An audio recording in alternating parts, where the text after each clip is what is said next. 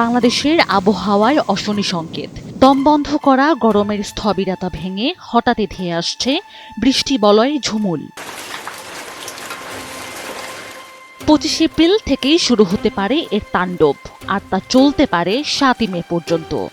আবহাওয়াবিদদের সতর্ক বার্তা, দেশের 70 থেকে 80% এলাকা জুড়ে দেখা দিতে পারে কালবৈশাখী ঝড়, বজ্রপাত আর ভারী থেকে অতি ভারী বৃষ্টিপাত।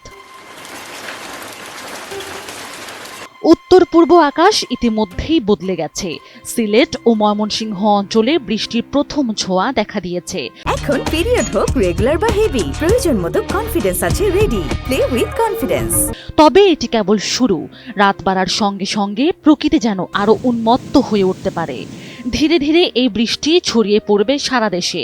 আর 29 এপ্রিল থেকে 5 মে এই সময়টি হতে পারে সবচেয়ে বেশি অস্থির। এদিকে সীমান্তের ওপারে মেঘালয়, আসাম ও চেরাপুঞ্জিতে জমছে বিপুল বৃষ্টির জল 500 থেকে 700 মিলিমিটার পর্যন্ত। সেই জল পাহাড় বেয়ে নেমে আসতে পারে ঢল হয়ে, হঠাৎ করেই প্লাবিত করতে পারে সিলেট ও সুনামগঞ্জের নিম্নাঞ্চল। যদিও এই বন্যা দীর্ঘস্থায়ী নাও হতে পারে, কিন্তু ক্ষণিকের এই আঘাতই যথেষ্ট দুশ্চিন্তার কারণ। এই সময়ে অধিকাংশ এলাকায় দমকা হাওয়া বা ঝড়ের গতিবেগ ঘন্টায় 60 থেকে 80 কিলোমিটারের মধ্যে থাকতে পারে।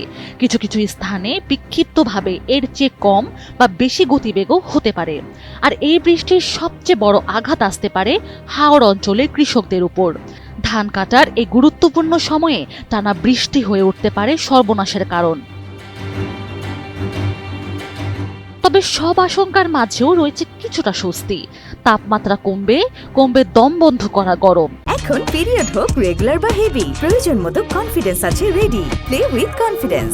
তাই সামাজিক যোগাযোগ মাধ্যমে ছড়ানো 45 থেকে 57 ডিগ্রি তাপমাত্রার গুজব তা একেবারেই ভিত্তিহীন। পরিবর্তনশীল এই আবহাওয়ায় সবাইকে সতর্ক থেকে প্রয়োজনীয় প্রস্তুতি নেওয়ার আহ্বান জানিয়েছে আবহাওয়া অধিদপ্তর। Sanjida Afrin, NTV online.